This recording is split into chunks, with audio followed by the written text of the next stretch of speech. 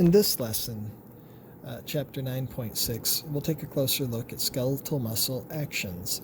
By the end of this lesson, you'll be able to explain how the attachments, locations, and interactions of skeletal muscles make possible certain movements.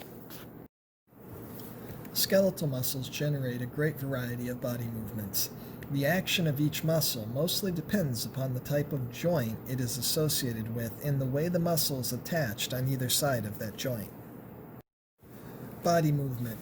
Whenever limbs or other body parts move, bones and muscles interact as simple mechanical devices called levers.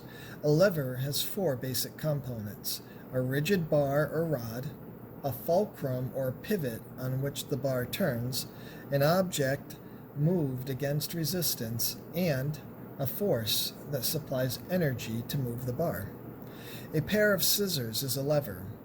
The handle and blade form a rigid bar that rocks on a fulcrum near the center, the screw. The material the blades cut represents the resistance, while the person on the handle end supplies the force to cut the material. This figure shows the three types of levers, which differ in their component arrangements. A first-class lever's parts are like those of a pair of scissors. Its fulcrum is located between the resistance and the force, making the sequence of components resistance, fulcrum, force.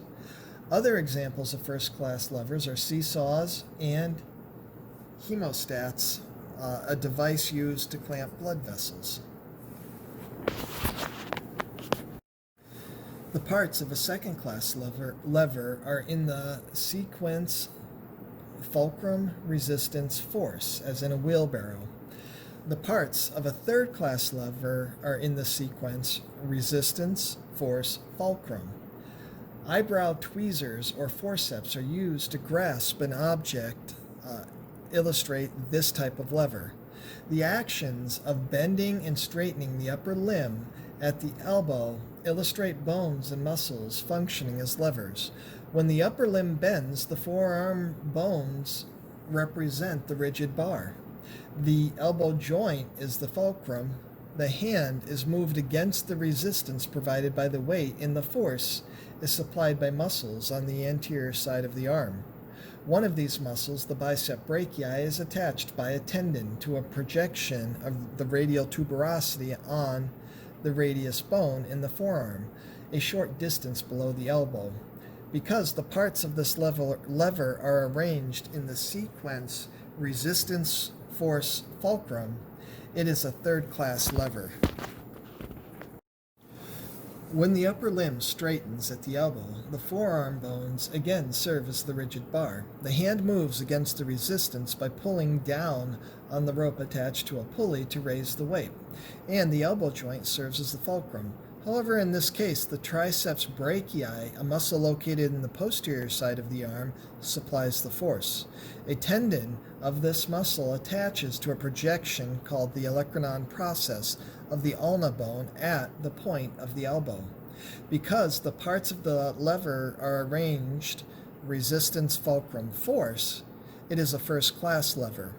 The human body also has a second-class lever, which is fulcrum, resistance, force. The fulcrum is the temporomandibular joint. Muscles supply the resistance attaching to a projection, the coronoid process, and body of the mandible. These muscles resist or oppose opening the mouth.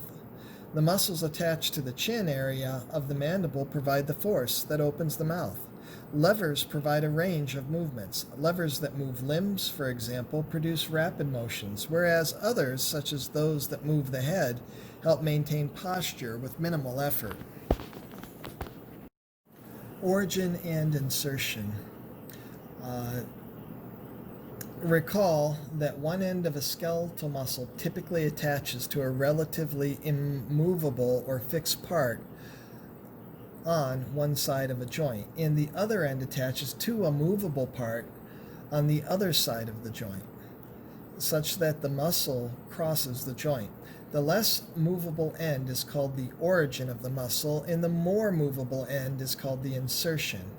When a muscle contracts, its insertion is pulled toward its origin.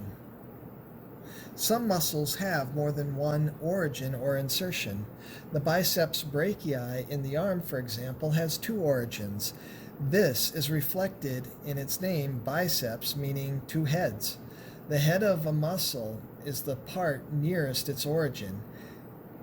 As this figure shows, one head of the biceps brachii is attached to the coracoid process of the scapula, and the other head arises from the tubercle above the glenoid cavity of the scapula.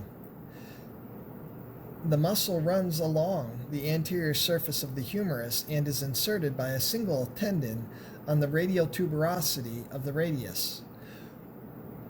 When the biceps brachii contracts, its insertion is pulled toward its origin and the elbow flexes. An alternate way to describe muscle attachments is to use the directional terms proximal and distal for the attachments of appendicular muscles, in the terms superior and inferior for axial muscles. Thus, the proximal attachments of the biceps brachii are the coracoid process in the tubercle above the glenoid cavity of the scapula. The distal attachment is on the radial tuberosity. Similarly, the superior attachment of the rectus abdominis is on the costal cartilage and xiphoid process of the sternum, and the inferior attachment is on the pubic crest and pubic symphysis. The tables throughout this chapter that describe muscle actions identify origin and insertions, but the alternative terms described here can be easily determined from that information.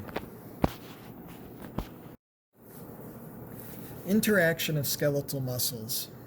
Most skeletal muscles function in groups. Consequently, a particular body movement requires contracting more than a single muscle. After learning to make a particular movement, the person initiates the movement consciously, and the nervous system stimulates the appropriate group of muscles. It is possible to determine the roles of particular muscles by carefully observing the resulting movement. A number of terms describe the roles of muscles in performing particular actions. An agonist causes an action, and an antagonist works against the action. In the example of elbow flexion, the biceps brachii is the agonist for flexion, and the triceps brachii is the antagonist to that movement. Note that the role of a muscle is dependent upon the movement, because in the opposite example of elbow extension, the triceps brachii is the agonist and the biceps brachii is the antagonist.